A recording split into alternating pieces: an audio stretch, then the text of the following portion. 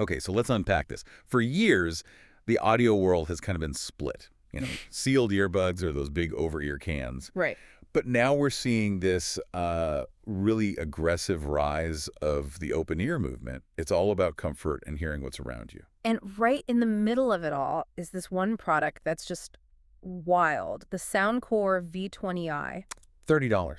Just 30. Exactly. I mean, we're used to seeing options from brands like Shocks. Their open fit model is what, like $179? So our mission for this deep dive is to figure out how this $30 model can even claim to compete. Yeah. Where's the magic and what are the sacrifices you're making for that massive $149 difference? Well, this is where it gets surprising because the spec sheet for the V20i just doesn't feel like a budget product. Not at all. You're looking at physically large 16mm drivers. And for anyone who doesn't know, that size usually means, well, better potential for sound, better bass. And they didn't stop there. They threw in titanium-coated domes and their bass-up tech. And beyond just the audio hardware, the utility specs feel really premium. Yeah, we're talking IP55 water resistance. That's a big deal. It means it can handle dust, sweat, rain. Perfect for running. And the battery. A massive 36 hours of total life with the case.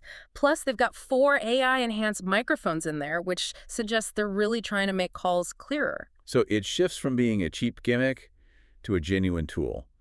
But I think the real game changer is the fit. Oh, absolutely. This is what solves a massive industry problem. Most of these open earbuds are just rigid plastic. The one-size-fits-all disasters. Exactly. But the V20i has 4 adjustable positions on the ear hooks. You can literally click them into different angles. A custom fit. And it works. We're seeing reports of people wearing these for like 12-hour shifts with no pain. That's unheard of with competitors. Okay, so they nailed the utility, they nailed the comfort.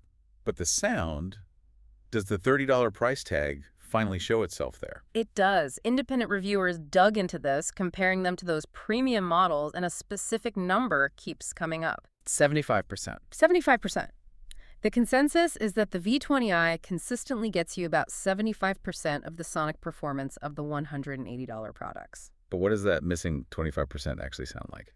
So the weakness really shows up at higher volumes. The sound just becomes less sophisticated. You'll hear things like shaky mid-bass. Vocals can get a little sharp or edgy.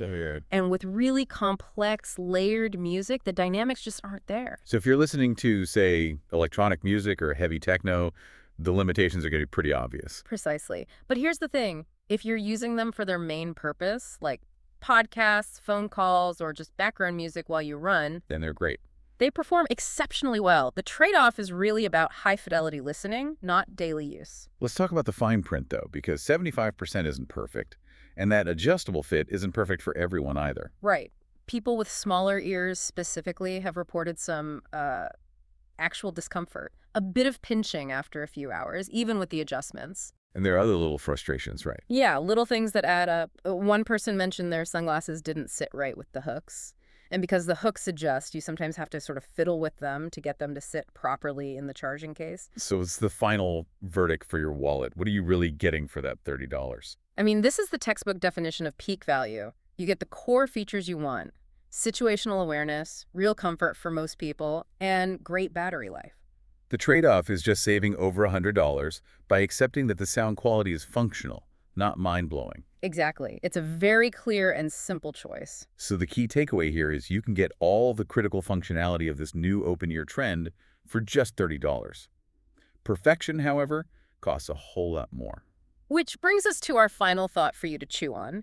Given that most of us are just using earbuds for calls, podcasts, and casual music, does a peak value product like the V20i make the whole chase for pricey, high-fidelity audio more of a niche luxury than a real necessity?